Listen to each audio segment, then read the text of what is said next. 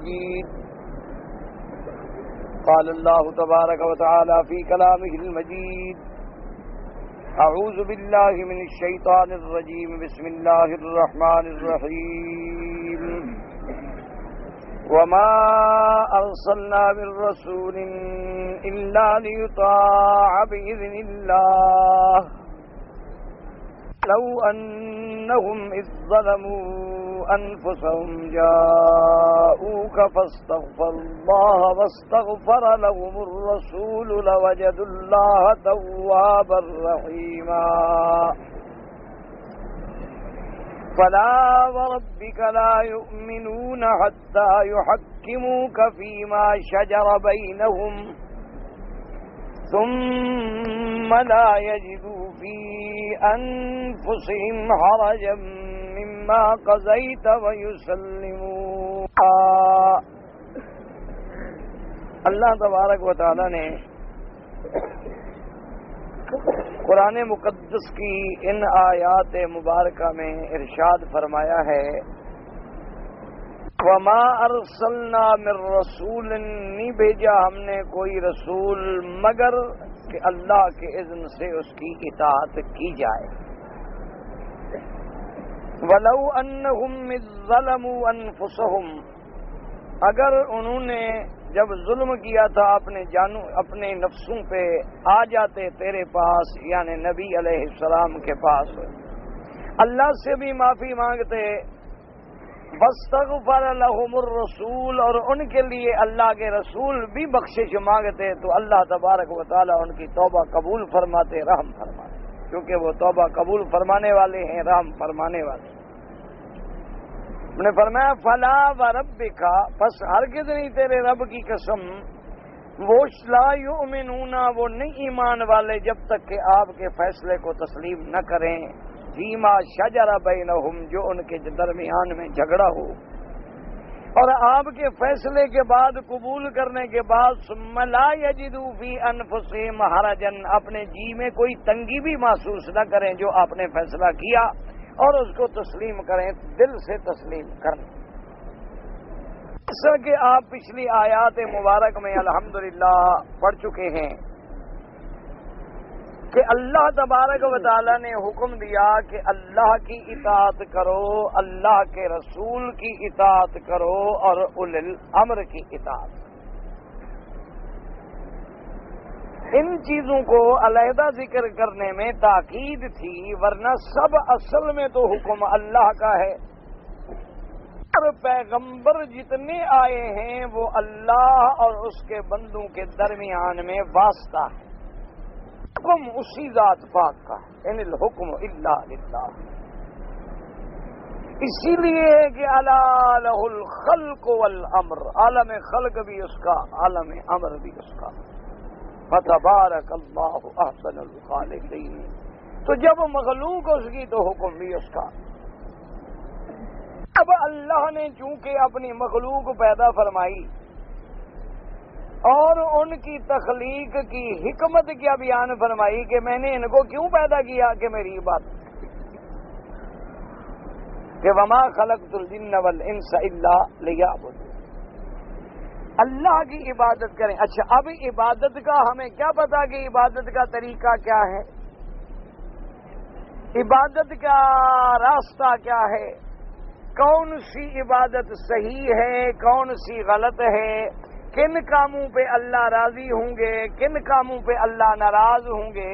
اس لیے اللہ نے اپنے نبی بھیجے، رسول بھیجے، پیغمبر بھیجے، اللہ ان پہ کروڑوں صلاۃ و سلام نازل فرمائیں کہ وہ جا کے امت کو بتلائیں کہ یہ عبادت کا طریقہ، اللہ کی رضا حاصل کرنے کا یہ طریقہ، اللہ کو راضی کرنے کا یہ طریقہ. تو اس لیے یاد رکھیں کہ اصل تو حکم صرف اسی کی ذات کا ہے، کہ حکم جو ہے اور سب پر جس کا حکم نافذ ہے وہ اللہ کی ذات ہے.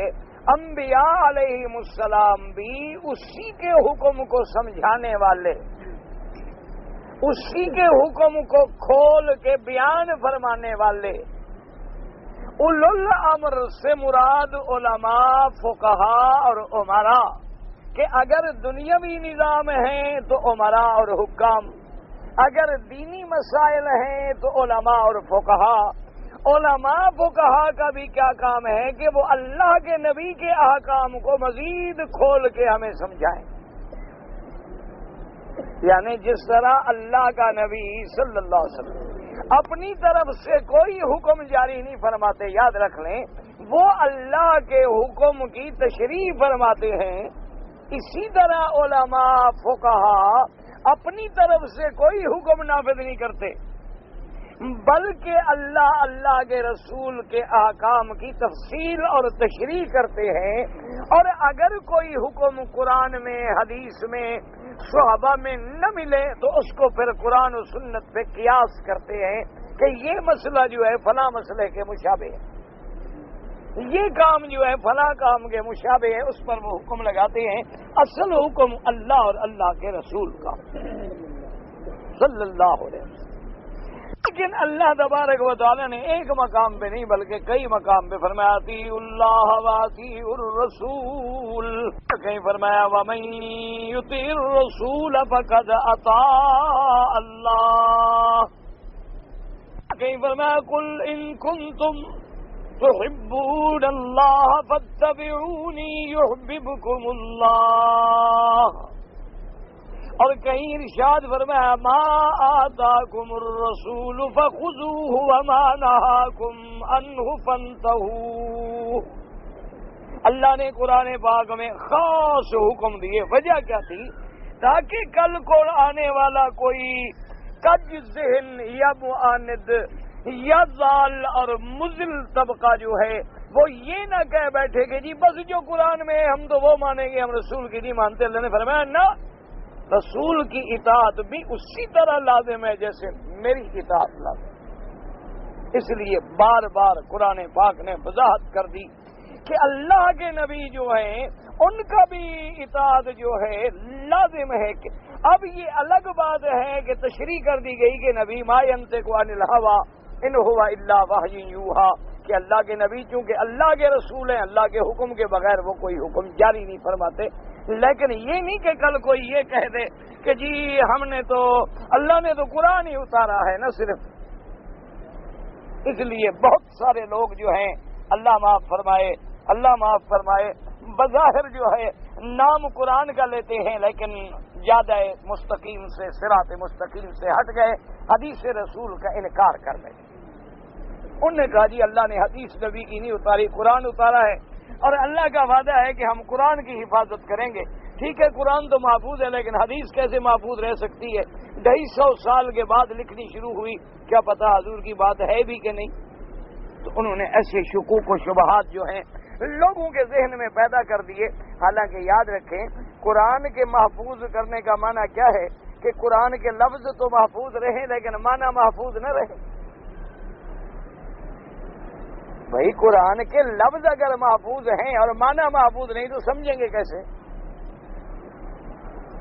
تو ہمارا ایمان ہے، یاد رکھو کہ اللہ کا قرآن محفوظ ہے، لفظ بھی محفوظ ہے اور اس کا معنی بھی قیامت تک محفوظ ہے، اور اس میں کوئی تغیر تبدل نہیں ہو سکتا کہ اللہ نے حضور پہ قرآن اتارا اور حضور صلی اللہ علیہ وسلم کو اس کے معانی کی تشریح بھی سمجھا دی، حتیٰ کہ جن احکامات کی تفصیل کے لیے ادا وضاحت کی ضرورت تھی تو جبریل علیہ السلام نے عملاً تعلیم دی۔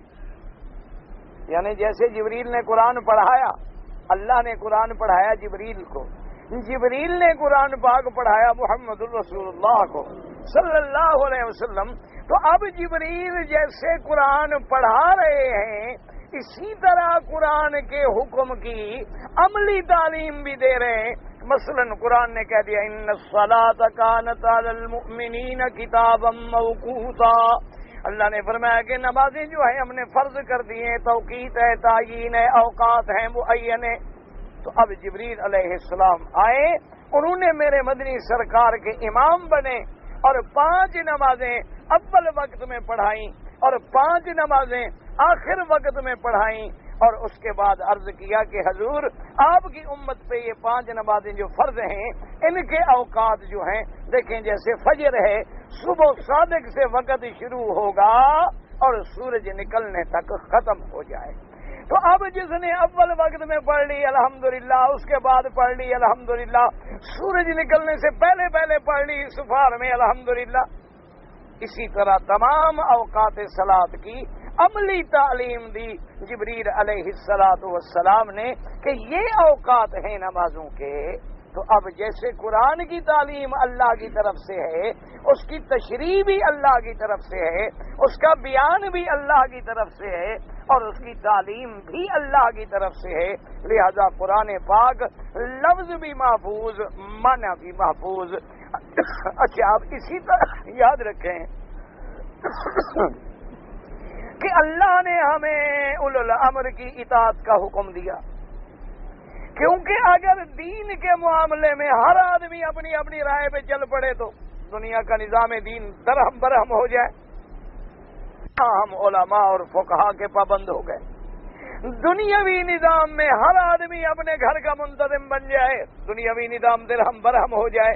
ہمیں عمراء اور حکام کی اطاعت لازمی ہو گئی کہ جو بھی تمہارا ولی الامر ہے، اول الامر ہے، بادشاہ ہے، امیر ہے، حاکم ہے، اس کی اطاعت کرو. اور ساتھ سختی کر دی گئی کہ اگر کبھی کوئی حاکم غلط بھی بن جاتے ہیں لیکن خروج نہ کرو، بغاوت نہ کرو، فساد نہ کرو، اطاعت کرو. اور اللہ تبارک و تعالی سے ان کی ہدایت کے لیے دعائیں مانگو. اور جب تم اپنی اصلاح کر لو گے تو اللہ تمہارے اوپر حاکم بھی اچھے رکھیں. یہ اصولی سی بات. اور جب ہم خود بگڑ جائیں گے پھر ہمارے اوپر حاکم بھی ایسے آ جائیں. اسی لیے اب جناب مسئلہ یہ چلا تھا کہ کبھی کبھی لوگ جو ہیں دعویٰ تو کرتے ہیں اسلام کا، دعویٰ تو کرتی ہیں ایمان کا، لیکن فیصلے لے جاتے ہیں کافروں کے قانون میں. تو اللہ نے فرمایا یہ منافق ہے. ان کو جب اللہ کے رسول کی طرف بلایا جائے تو اعراض کرتے ہیں، اور اگر ان پہ کوئی مصیبت پڑ جائے، کوئی راز کھل جائے تو پھر حضور کی خدمت میں آ جاتے ہیں، قسمیں کھاتے ہیں کہ حضور بالکل یہ نہیں کہ ہمیں آپ کا فیصلہ منظور نہیں تھا، نہ بس حضور ہم تو یہ چاہتے تھے آپ کو تکلیف نہ دیں، اور پھر آپ کا تو بالکل عدل پہ فیصلہ ہوتا، کوئی رعایت نہ ہوتی، ہم چاہتے تھے ذرا ان کی سلو کرا لیں کسی دوسری جگہ، اور ورنہ ہمیں تو بالکل آپ کے فیصلے پہ ایمان ہے. اللہ نے فرمایا ہم جانتے ہیں یہ آ کے جھوٹی قسمیں کھاتے ہیں، اگر ان کی نیت نیک ہوتی تو جیسے غلطی ہو گئی تھی سیدھا حضور کے دروازے پہ آ جاتے. اب ان آیات مبارک میں یہی بات سمجھائی جا رہی ہے کہ وما ارسلنا من رسول الا لیطاع باذن اللہ. اللہ نے فرمایا صرف میرے مدنی پاک نہیں بلکہ ہم نے تو جتنے نبی بھیجے ہیں لازم ہے کہ ان کی اطاعت کی جائے، فرما برداری کی جائے. تو اگر ہم نے اپنے نبی کی اطاعت کا حکم دیا تو کوئی نیا حکم تو نہیں.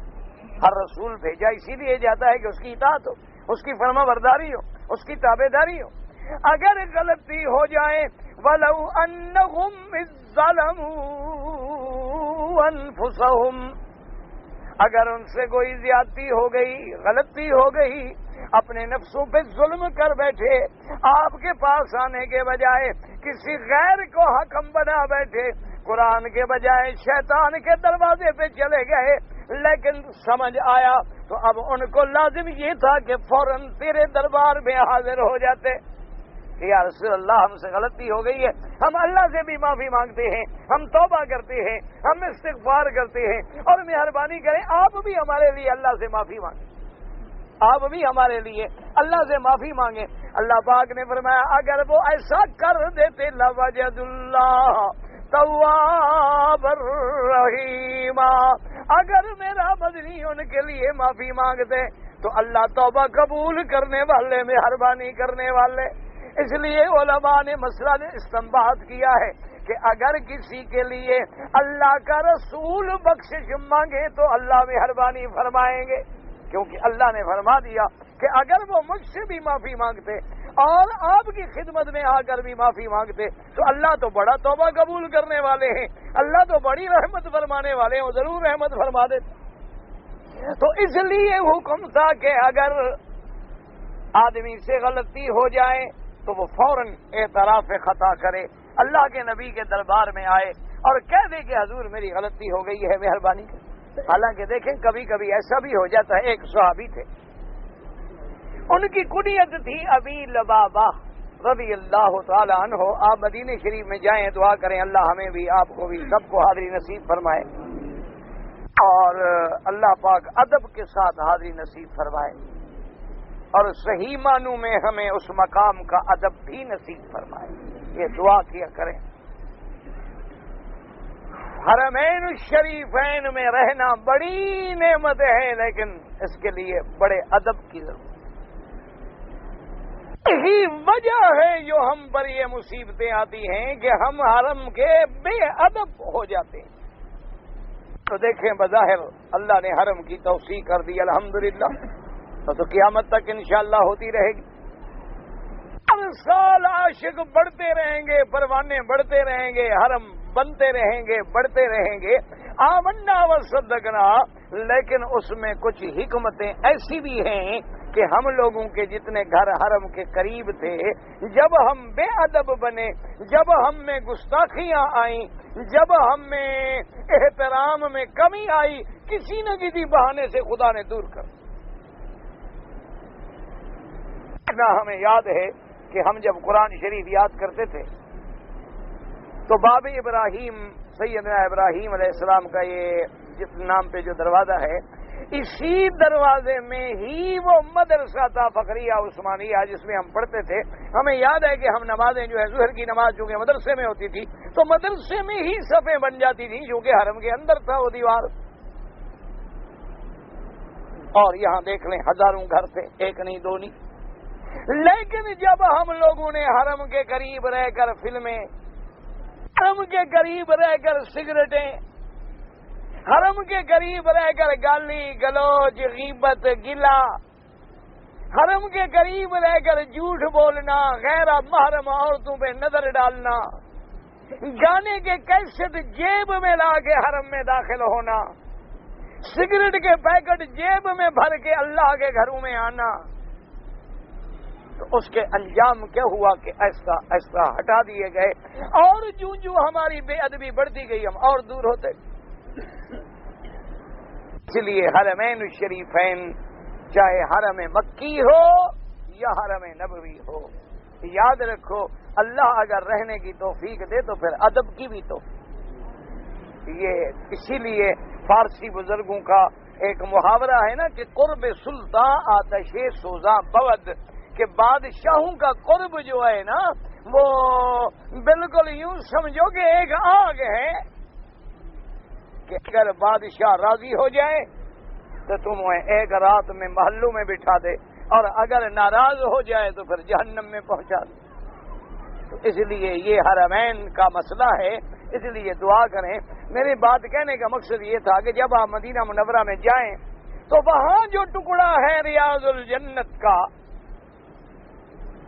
حضور سرکار مدینہ صلی اللہ علیہ وسلم کی مزار مبارک سے، گھر مبارک سے لے کر منبر رسول مبارک تک جو ٹکڑا ہے جس کو ریاض الجنہ کہا جاتا ہے، جنت کا ٹکڑا، اور معروف ہے بالکل وہاں واضح علامات موجود ہیں، تو اس میں جو ستون ہیں وہ مختلف ستون ہیں، ان میں ایک ستون پہ لکھا ہوگا سوانح ابی لبابہ، جیسے استوانہ سیدہ عائشہ، جیسے استوانہ سریر، اسی طرح حضور کے وفد جب آتے تھے ملنے والے ان کی جگہ تو وہاں علامت ہے۔ یہ وہ استوانہ ہے کہ ابی لبابہ ایک صحابی ہے میرے مدنی سرکار کے، غلام ہیں۔ حضور پاک نے جب یہودیوں کا محاصرہ کیا، مدینہ منورہ میں یہودیوں کے گرد حصار ڈالا اور مجبور کیا یہودیوں کے اتریں، اور یہودی اتر نہیں رہے تھے، تو ابی لبابہ کا چونکہ پہلے دور میں حضور پاک کے جانے سے پہلے بھی یہودیوں سے لین دین، آنا جانا، ملنا ملانا تھا، تو یہودیوں نے ابی لبابہ سے پوچھا کہ بھئی آپ ہمیں بتلائیں، پرانا تمہارا ہمارا تعلق ہے، اگر ہم اللہ کے نبی کے کہنے پہ اتر آئے نیچے تو ہمیں معافی دیں گے، رعایت کریں گے، ہمیں سزا دیں گے؟ تو ابی لبابہ نے وہ اپنا جذبات میں آ کے اشارہ کر دیا کہ ابھی معافی نہیں ملے گی، تمہیں قتل کریں گے۔ جب یہ کہہ بیٹھے تو فوراً خیال آیا کہ نعوذ باللہ، میں نے تو حضور کا راز کھول دیا، یہ میں نے کیا کیا؟ یہ بات تو مجھے نہیں بتانی چاہیے تھی دشمنوں کو، یہ تو بڑی غلطی کی۔ اب بیچاروں نے شرم کے مارے حضور پاک کی خدمت میں نہ آئے، بس اپنے عقل سے پھر فیصلہ کیا اور جناب وہاں سے دوڑے اور سیدھے آئے مسجد نبوی میں، اور اپنی بیوی سے کہا کہ رسی لے لو اور مجھے ستون کے ساتھ باندھ دو، میں قیدی نے جرم کیا۔ اور ہدایت کر دی کہ نماز کے وقت کھول دیا کرو، بھی نماز تو پڑھنی ہے، وہ تو فرض ہے۔ اور نماز پڑھ رہے تھے پھر ساتھیوں کو کہتے کہ باندھ دو۔ حضور صلی اللہ علیہ وسلم جب فارغ ہوئے، آپ کو پتہ لگا، خبر ملی کہ ابی لبابہ نے ایسا کیا ہے، تو میرے آقا نے فرمایا کہ اللہ کا بندہ اگر آ جاتا، معافی مانگتا، ہم اللہ سے معافی مانگتے، اس کو معافی مل جاتی۔ اب تو اس نے اپنا معاملہ براہ راست اللہ کے سپرد کر دیا ہے، لیا تھا وہ جانے اور اللہ کی مرضی، اب ہم تو کچھ نہیں کر سکتے۔ تو اس لیے علماء نے لکھا کہ یہ بھی نبی کی شان ہوتی ہے، عظمت ہوتی ہے کہ اگر کوئی اللہ کے نبی کے دروازے پہ آ جائے اور غلطیوں کا اعتراف کر لے اور معافی مانگ لے اور اللہ کے نبی اس کے لیے اللہ سے درخواست کریں تو اللہ منظور فرما لیتے۔ اللہ تبارک و تعالی رد نہیں فرماتے اپنے پیغمبروں کی دعا کو۔ لیکن ابی لبابہ نے رضی اللہ تعالی عنہ نے حضور کی خدمت میں تو نہ آئے نا، انہوں نے اپنے عقل سے تو یہ سوچا اگر میں جاؤں حضور کے سامنے تو کیسے جاؤں، میں تو غلطی کر چکا ہوں۔ اس لیے اب معاملہ اللہ کے سپرد ہو گیا۔ آخر نتیجہ یہ نکلا کہ کئی دن گزرنے کے بعد اللہ نے قرآن نازل فرمایا، حضور صلی اللہ علیہ وسلم کو خبر دی کہ ہم نے آپ کے ساتھی کی توبہ منظور کر لی ہے، آپ اس کو چھوڑ دیں۔ تو حضور صلی اللہ علیہ وسلم نے فرمایا ابھی مبارک ہو، تمہاری توبہ منظور ہو گئی۔ تو بہرحال مسئلہ یہ نکلا ہے علماء کا کہ اگر کوئی ایسا کرے اور حضور سے آگے درخواست کرے تو اللہ نے خود فرمایا کہ وَلَوْ أَنَّهُمْ إِذْ ظَلَمُوا أَنفُسَهُمْ جَاءُوكَ وَاسْتَغْفَرُوا اللَّهَ وَاسْتَغْفَرَ لَهُمُ الرَّسُولُ لَوَجَدُوا اللَّهَ تَوَّابًا رَحِيمًا۔ اب دو قول ہیں، یاد رکھو۔ بعض علماء کہتے ہیں کہ اس آیت کا تعلق صرف حضور کی زندگی سے تھا، یعنی حضور کی زندگانی میں اگر کوئی غلطی کرے، اعتراف کرے، اللہ کا نبی اس کے لیے اللہ سے بخشش مانگے تو اللہ منظور فرما لیتے ہیں۔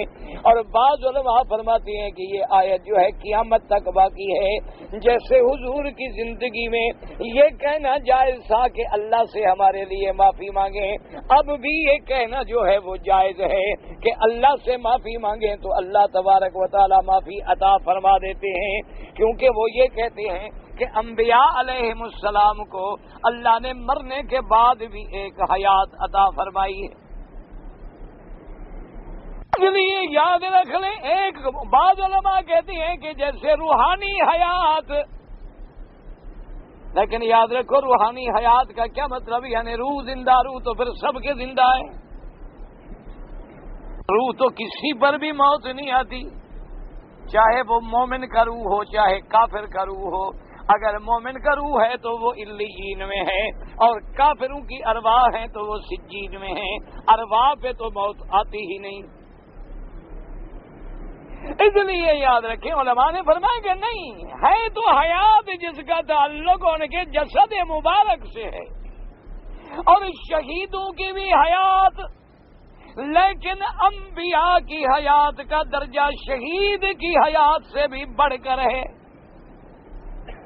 اس لیے علماء نے لکھا کہ دیکھیں شہید کی حیات میں اللہ کا حکم رسول کا حکم ہے کہ اس کو غسل دینے کی ضرورت نہیں ہے، اسی حال میں دفن کر دیا جائے، یعنی جس حال میں وہ شہید ہوا اسی حال میں دفن کر دو، اس کو غسل دینے کی بھی ضرورت نہیں ہے۔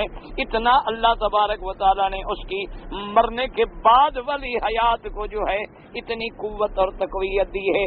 لیکن یاد رکھیں شہید کی بیوی سے شادی ہو سکتی ہے، شہید کا ورثہ بھی تقسیم ہوگا، بیوی بچوں بیٹوں سب کو ملے گا، لیکن نبی کا درجہ چونکہ شہید سے اعلیٰ ہے، لہذا انبیاء کی موت کے بعد ان کی بیوی سے نکاح بھی جائز نہیں، اور اسی طرح اللہ کے نبی کا ورثہ بھی تقسیم نہیں ہوتا، کیونکہ ان کا مقام اور بلند۔ اور اسی لیے ایک حدیث پاک میں اللہ نے حضور نے فرمایا کہ اللہ تبارک و تعالیٰ نے ان زمین کو حکم دیا ہے کہ وہ انبیاء کے جثے کو نہ چھیڑیں، لہذا انبیاء علیہم السلام کا جسد جو ہے وہ بھی محفوظ رہتا ہے قیامت تک۔ تو اس لیے مسئلہ سمجھ لیں۔ تو اب جو علماء حیات کے قائل ہیں تو وہ کہتی ہیں کہ اس درخواست کا حکم جو ہے وہ اب بھی باقی، لیکن ایک بات یاد رکھیں کہ دونوں گروہ افراط و تفریط میں پڑ گئے ہیں، اس میں نہ جائیں۔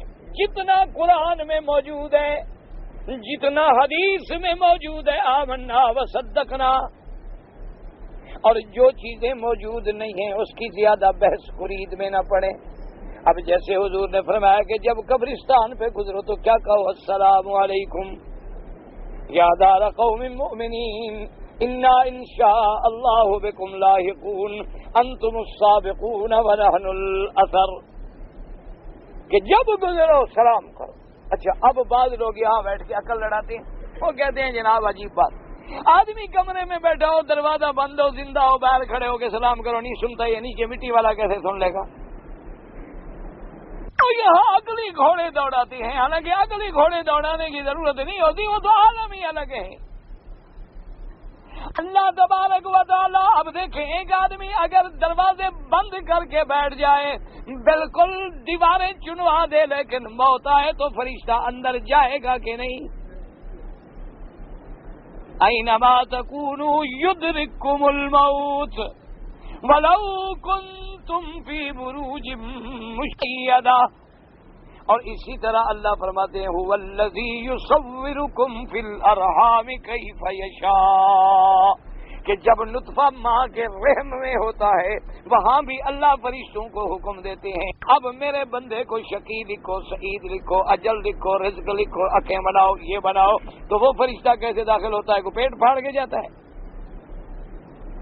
یہ عقل لڑانے کی باتیں نہیں ہوتی کہ انسان اپنے دماغ سے بیٹھ کے کس سے کہانیاں گھڑتا رہے۔ جو چیز اللہ کے نبی نے فرما دی ہے، آمنا و صدقنا، جو میرا رب کریم اگر چاہے تو وہ زمینوں کی آوازیں آسمانوں والوں کو سنا دے، آسمانوں والوں کی زمین والوں کو سنا دے، اور وہ اگر چاہے تو زندہ کو بہرا کر دے اور کچھ نہ سنائی دے، اور وہ اگر چاہے تو قبر والوں کو سنا دے۔ وما ذلک علی اللہ بعزیز، اللہ تبارک و تعالیٰ کے آگے یہ کون سی بڑی بات ہے یا کون سی مشکل بات؟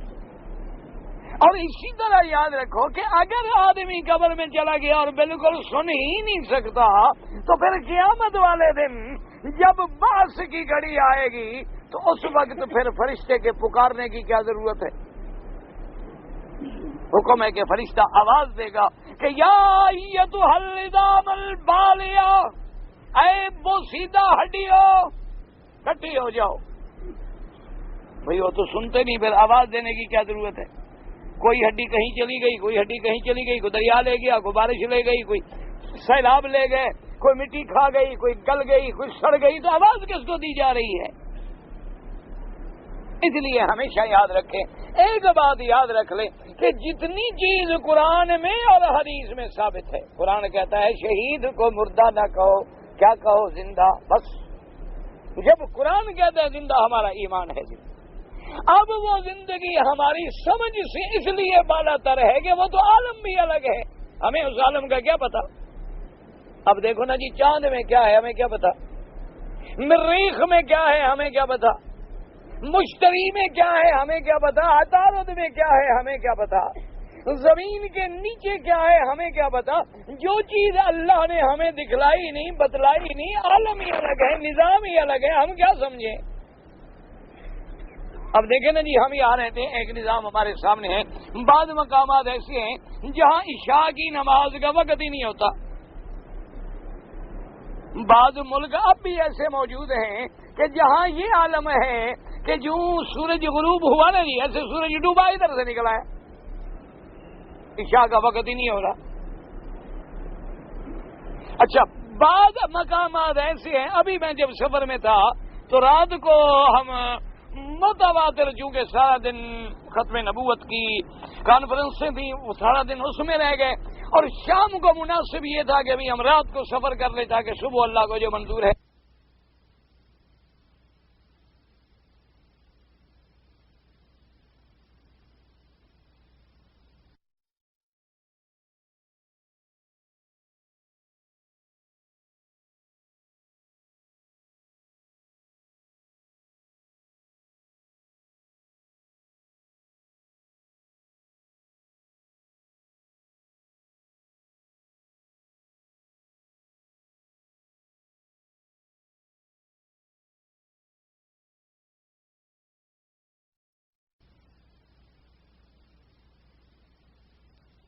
تھا تو میں نے کہا بھی ذرا ان سے پتہ کرو کہ اول وقت جو ہے صبح کی نماز کا وہ کس وقت شروع ہوتا ہے۔ کہتا کہ اگر اول وقت ہمیں پتہ لگ جائے تو ہم اس وقت تک بیٹھے رہیں، گھنٹہ 2 گھنٹے جاگتے رہیں تاکہ صبح کی نماز پڑھ کے سو جائیں، ایسے نہ ہو کہ سو جائیں تھکے مارے ہوئے ہیں تو صبح کی نماز چلی جائے، اچھے جلسے ہوئے، اچھی تقریریں ہوئی کہ آدمی خود نماز نہ پڑھے، لوگوں کو تقریریں کرے۔ اچھا، تو ایک عالم سے ہم نے پوچھا تو خیر وہاں یہ ہے ماشاءاللہ کہ ہر مسلمان کے گھر میں وہ باقاعدہ نقشہ موجود ہوتا ہے، ٹائم لکھے ہوتے ہیں کہ آج رات صبح صادق اس وقت داخل ہوگی، تو وہ جلدی سے کاغذ لے آئے، اس کے حساب پر تو تقریباً وہ 4 سوا 4 بجے کے ایسے حساب سے تھی، وہ تو یہی حساب بنتا تھا نا جیسے یہ ہے۔ انہوں نے کہا جی کہ بعض علماء یہاں یہ بھی فتویٰ دیتی ہیں، بلکہ ایک علاقے میں مسجد بھی ہے کہ جہاں فجر کی نماز جو ہے وہ 2 بجے ہو جاتی ہے۔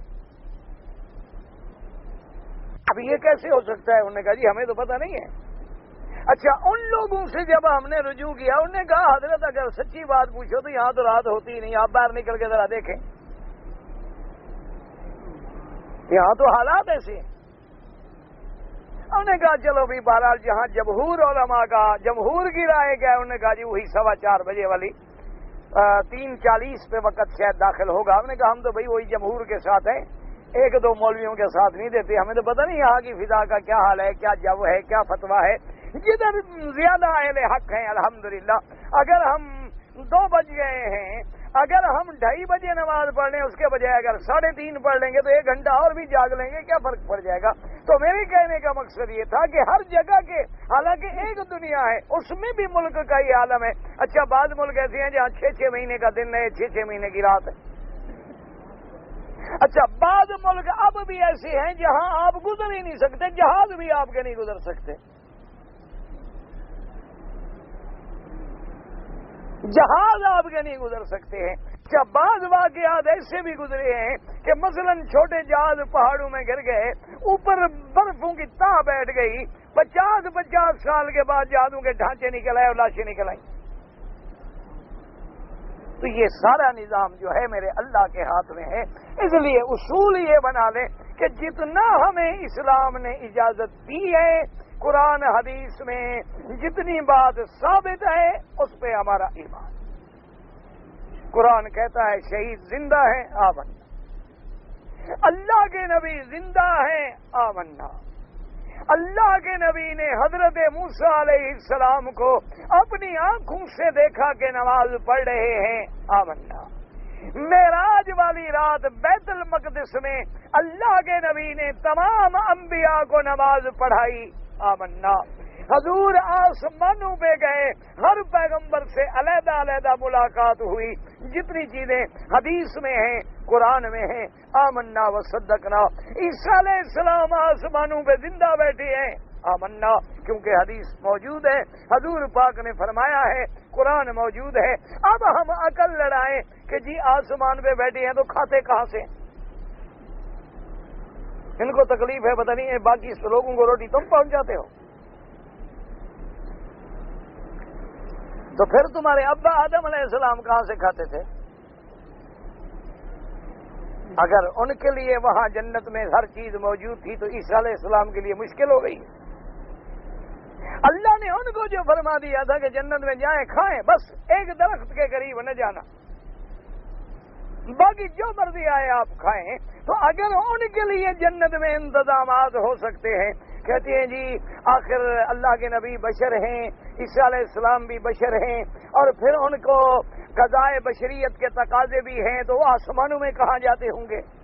جب تم جنت میں جاؤ گے تو تم کہاں جاؤ گے؟ تو اللہ پاک نے فیصلہ فرما دیا ہے کہ جنت میں جانے کے بعد نہ تو عورت کو حیض ہوگا، نہ کوئی بول ہوگا، نہ براز ہوگا، نہ پیشاب ہوگا۔ تو جب بندے کے لیے اتنا سب کچھ ہو سکتا ہے، اپنے نبی کے لیے اللہ نہیں کر سکتے؟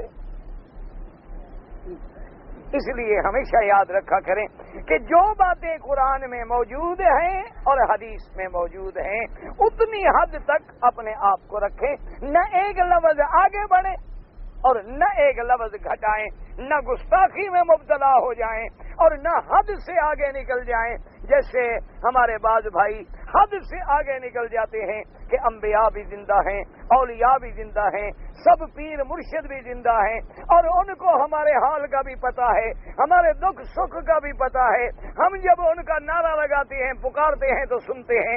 یہ حد سے بڑھ جانا ہے جس کا ثبوت قرآن و حدیث میں نہیں۔ نتیجہ یہ نکلتا ہے کہ آدمی شرک میں مبتلا ہو جاتا ہے، اور اسی طرح کو یہ کہ چھوڑو جی کیا کوئی زندہ نہیں، سب مر گئے، مٹی میں مل گئے، تو یہ گستاخی کا ڈر ہے کہ کہیں انبیاء کی شان میں بے ادبی ہو جائے اور ہم ایمان سے نکل جائیں۔ اس لیے آپ بے ادبی میں آئیں، نہ آپ توہین میں آئیں، جتنا قرآن کہہ رہا ہے آمنا وصدقنا۔ اس لیے بعض علماء کہتے ہیں کہ اس آیت کا حکم جو ہے وہ قیامت تک کے لیے باقی۔ آگے اللہ نے فیصلہ فرمایا کہ فلا وربک لا یؤمنون حتی یحکموک فیما شجر بینہم ثم لا یجدوا فی انفسہم حرجا مما قضیت ویسلموا تسلیما۔ اب صرف یہ بات نہیں کہ ایک لفظ، بلکہ اللہ نے قسم کھا لی کہ محمد مصطفیٰ مجھے تیرے رب کی قسم ہے۔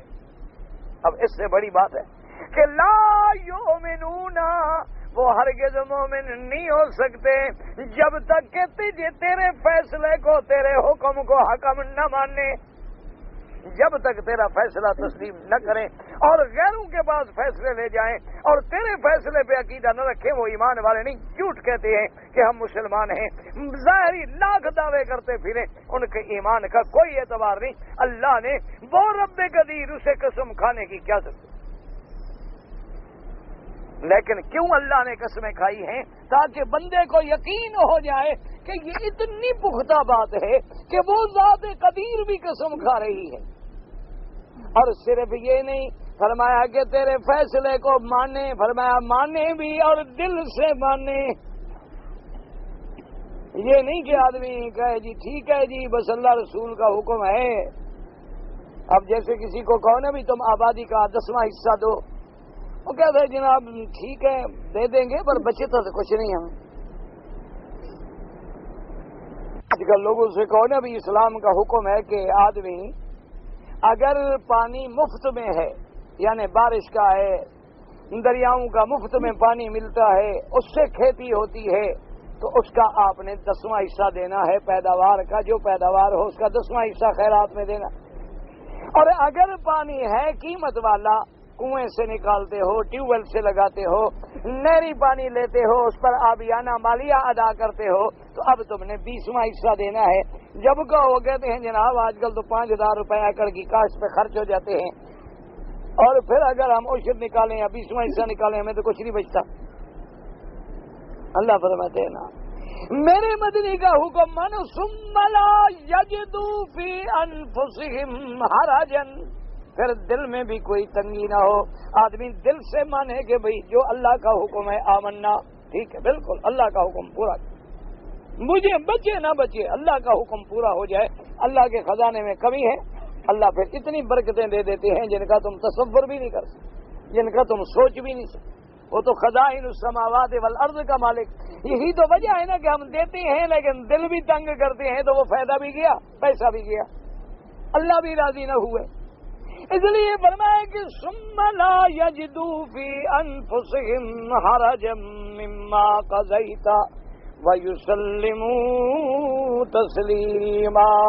پھر اپنے دل میں کوئی تنگی بھی محسوس نہ کریں، آپ کے فیصلے پر 100% دل سے ایمان لے آئیں اور اس کو تسلیم کریں. تسلیم کرنا جیسے حق ہوتا ہے تسلیم کرنے کا، کہ فیصلہ تیرے حق میں ہے تب بھی قبول ہے، فیصلہ تیرے ذہن کے خلاف ہے تب بھی قبول ہے، بظاہر تمہیں نقصان لگتا ہے تب بھی قبول ہے، بظاہر تمہیں وہ فیصلہ بڑا عجیب مشکل لگ رہا ہے لیکن اللہ کے نبی کا فیصلہ ہے آمنا.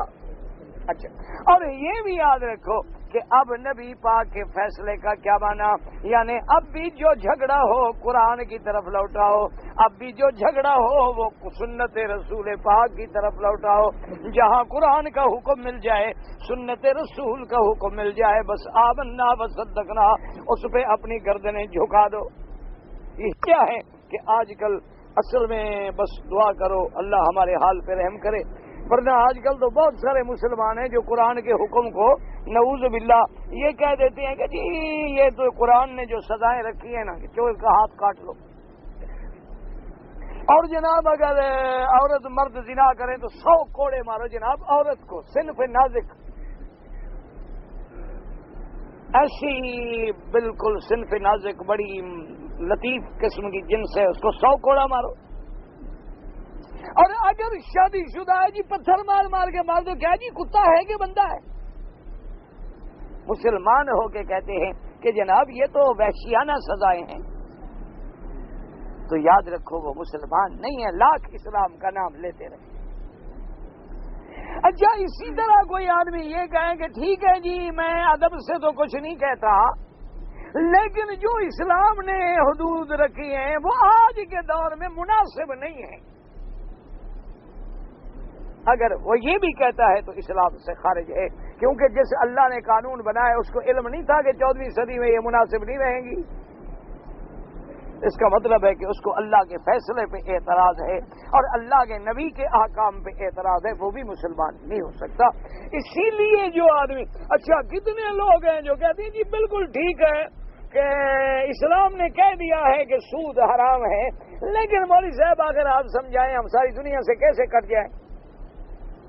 خدا اسلام کیا چاہتا ہے کہ ہم ترقی نہ کریں، ہم انڈسٹری نہ لگائیں، ہم کاروبار نہ کریں، ہم بزنس نہ کریں، ہم باہر کے ملکوں سے لین دین نہ کریں، اور جب کریں گے تو جی وہ تو سود ہے. ٹھیک ہے اسلام کے نزدیک سود حرام ہے لیکن اس کے بغیر ہم چل نہیں سکتے.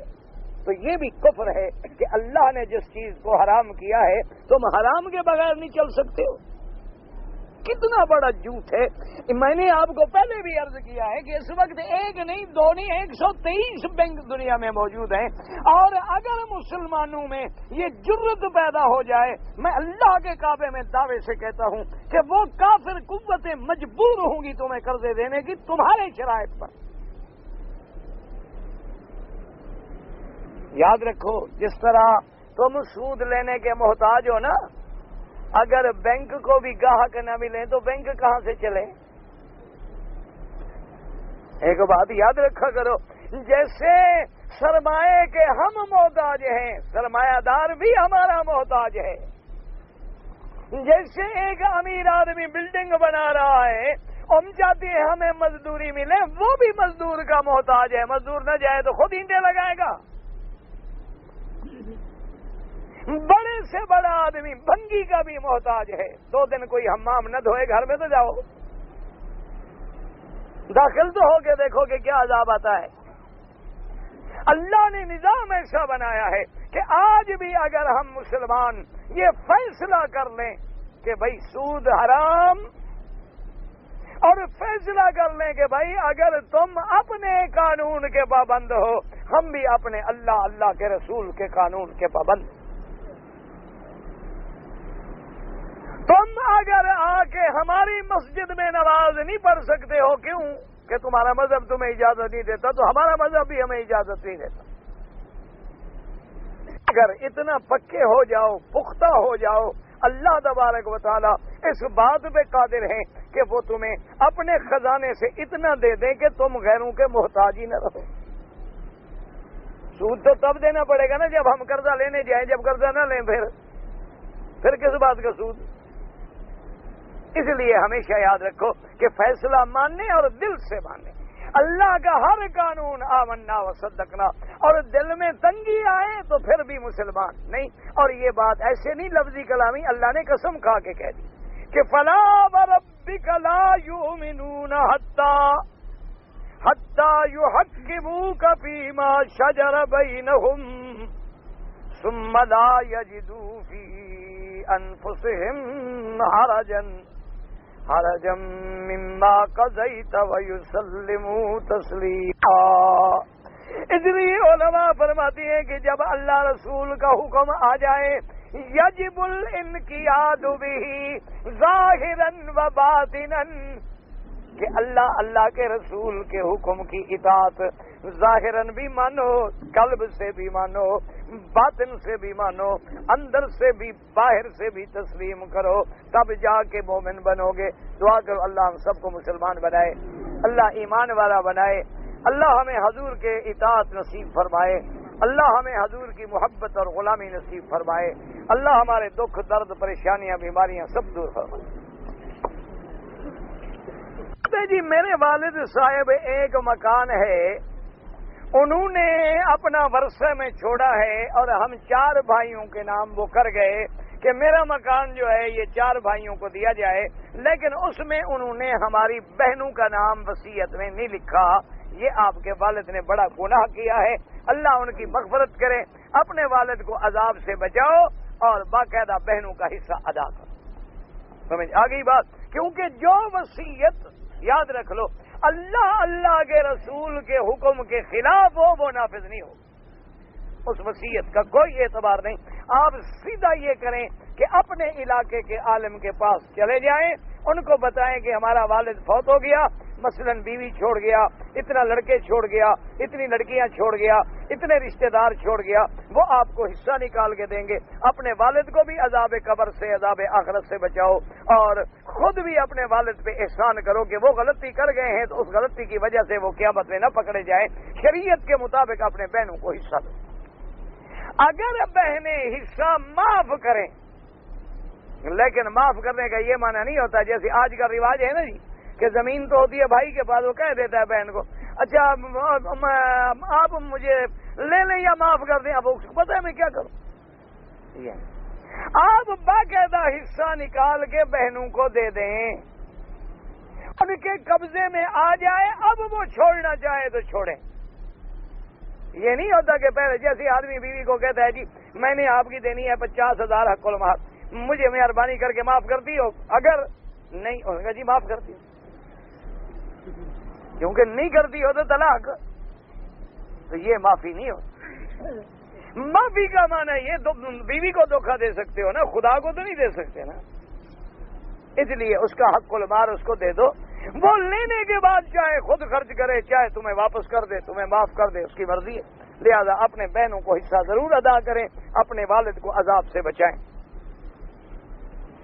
ایک کیا پتہ نہیں ستھیلی ماں نے دودھ بھی پلائی ہے، اس کو ماں کہنا جائز ہو؟ جو دودھ پلانے والی ماں ہی تو ہوتی ہے، ماں کہنا جائز ہے کیا مطلب؟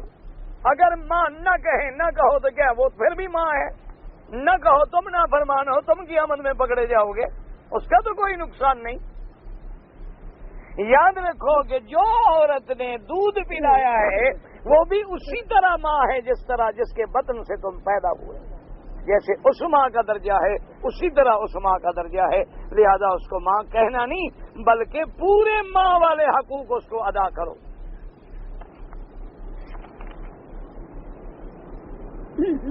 جی اس حدیث میں آیا ہے کہ حضور نے فرمایا کہ شاید تم پڑھتے ہو، اور جب امام پڑھتا ہے انہوں نے کہا ایسا نہ کھڑو، تو مقصد ہے کہ یہ عام بات نہیں تھی، کوئی خاص واقعہ پیش آیا جس پہ حضور نے یہ پوچھا۔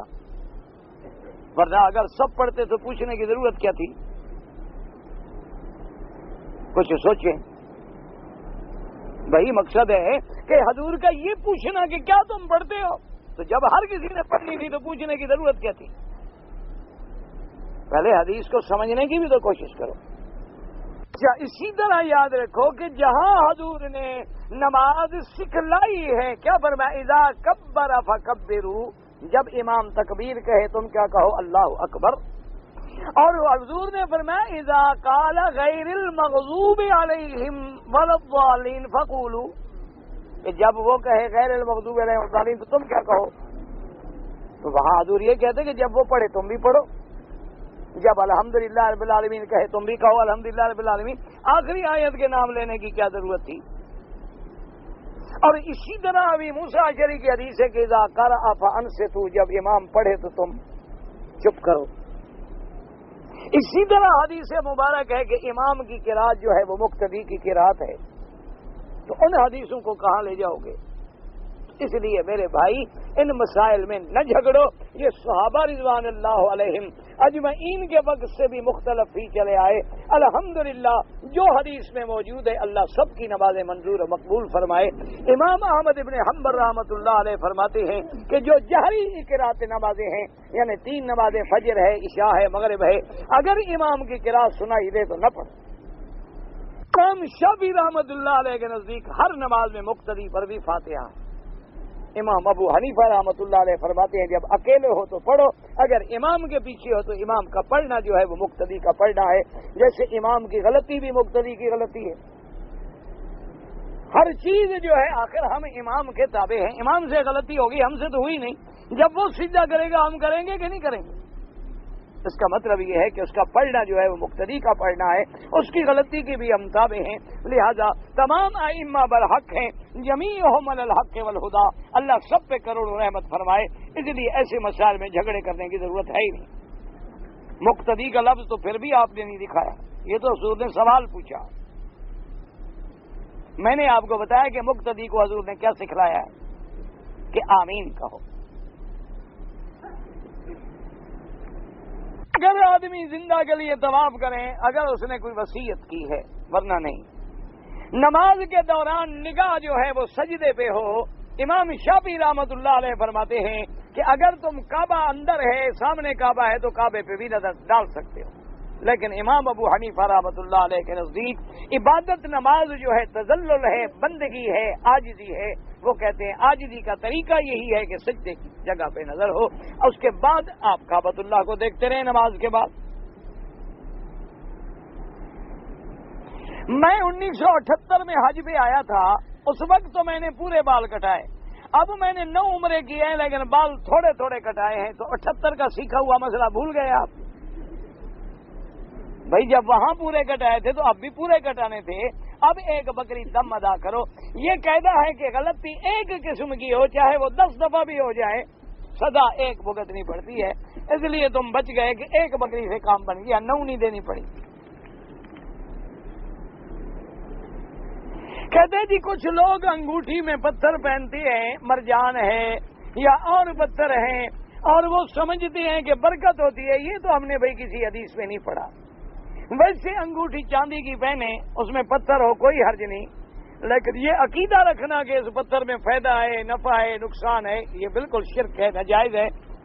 اور یہ علیحدہ بات ہے کہ کوئی پتھر اللہ نے ٹھنڈے پیدا کیے، کوئی گرم پیدا کیے. اس میں کوئی گرمی سردی کی تاثیر ہو، جیسے گل بنفشہ ہے اس میں بھی تاثیر ہے. بصل کھاتے ہو اس میں بھی تاثیر ہے. تھوم کھاتے ہو اس میں بھی تاثیر ہے. گوشت کھاتے ہو اس میں بھی تاثیر ہے. اسی طرح بعض پہاڑ آپ نے دیکھے سرسبز ہیں، بعض پہاڑ دیکھو بالکل خشک ہیں، بعض پہاڑوں میں میگنیٹ کے اثرات ہوتے ہیں، بعض پہاڑوں میں گزرے آپ کے کان بند ہو جائیں گے، بعض پہاڑوں میں ٹھنڈک ہوتی ہے. تو اس طرح اگر ان پتھروں میں بھی کوئی اس قسم کا فائدہ اللہ نے رکھا ہے. ورنہ یہ جو عقیدے ہیں نا جی کہ یہ ستارے کے موافق آ گیا تو بس تم رات کو کروڑ پتی بن جاؤ گے، یہ کچھ نہیں. یہ سب جھوٹ ہے، یہ نفع نقصان. ایسا ہوتا نا تو ساری دنیا پتھر پہن کے دکان کھولنے کی کیا ضرورت ہے؟ ہر کوئی پتھر کے پیچھے بھاگتا رہتا.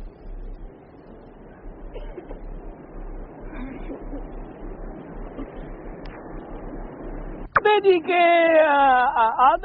آدم نہیں آدم ہے، عین سے نہیں عدم. آدم الف سے ہے. وجہ ہے کہ جب پتہ نہیں آدم جنت میں گندم کھانے کی وجہ اترا، کہیں نہیں قرآن میں گندم، یہ تو مولویوں نے خود لکھا ہے گندم. قرآن میں تو کہیں نہیں کہ آدم نے گندم کھایا، کیونکہ مولویوں کو گندم ملتی ہے نا، حلوہ اسی سے بنتا ہے، سوجی حلوے کی اسی سے بنتی ہے نا بابا. اس لیے مولوی نے سمجھا کہ جیسے ہم حلوہ کھا کے مارے گئے نا، ابا آدم نے بھی شاید اسی قسم کا کوئی گندم کھایا تھا. اور قرآن کہتے ہیں لا تقربا هذه الشجرہ، اس درخت کے قریب نہ جاؤ. گندم کے درخت ہوتے ہیں تمہارے ملک میں اللہ کے بادشاہ. یہ کہتے ہیں جی برکت التین، یہ بھی قول ہے، قرآن نے تو کہیں نہیں لکھا، قرآن نے کہیں نہیں لکھا. قرآن لکھتا ہے کہ بس درخت فاکلا منہا، آدم علیہ السلام کھا بیٹھے. یکسفان علیہما من ورق الجنہ، کہ جب کپڑے اترے تو اب آپ نے درختوں کے پتے اتار کے اپنے بدن پہ باندھنے شروع کیے. بعض علماء نے لکھا وہ کیلے کے تھے، بعض علماء نے لکھا وہ تین کے تھے، اللہ جانتا ہے وہ کس درخت کے تھے. بہرحال کوئی بڑے بڑے پتے تھے جن کو آپ نے چادر بنا کے لپیٹ لیا. کس چیز کے تھے جب قرآن نے نہیں بتلایا، حضور سرکار نے نہیں بتلایا، تو ہم کہاں سے ڈھونڈ کے لے آئے؟ ہم تو آدم علیہ السلام کے ساتھ تھے ہی نہیں. اسی لیے میں نے عرض کیا تھا نا کہ جتنی چیز قرآن میں ہو بس زیادہ عقل نہ لڑایا کرو. بس قرآن کہتا ہے کہ جنت کے پتے تھے، آپ نے پتے لپیٹے. جس چیز کے بھی تھے اللہ عالم، اللہ جانے، اللہ کا کام جانے.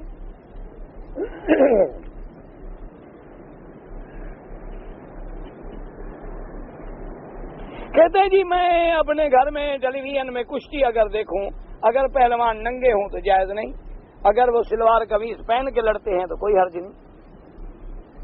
اس میں ہنسنے کی کیا بات ہے؟ کشتی تو حضور پاک نے بھی فرمائی ہے نا، اس میں ہنسنے کی کون سی بات ہے؟ ایک پہلوان تھا مکے میں، ہر آدمی کا اپنا عقل ہوتا ہے نا. اس نے کہا حضور بات یہ ہے کہ میں ہوں پہلوان قسم کا آدمی. ویسے پہلوان جیسے موٹے ہوتے ہیں، اللہ کا شکر ہے عقل کے بھی موٹے ہوتے ہیں، تو کھا کھا کے عقل تو کام نہیں کرتی ہے.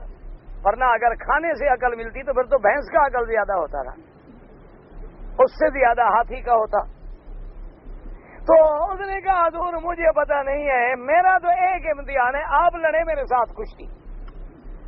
میں مکے میں سب سے طاقتور پہلوان ہوں، آپ نے مجھے گرا دیا نا، میں مان لوں گا کہ آپ نبی ہیں، کیونکہ مجھے اور تو کوئی گرا نہیں سکتا. حضور نے کہا ٹھیک ہے لڑو بھائی. حضور نے کشتی لڑی، پکڑ کے پھینکا، گر گیا. کہنے لگا حضور میرا پاؤں پھسل گیا، ایک موقع اور دے. حضور نے کہا اٹھو پھر لڑو.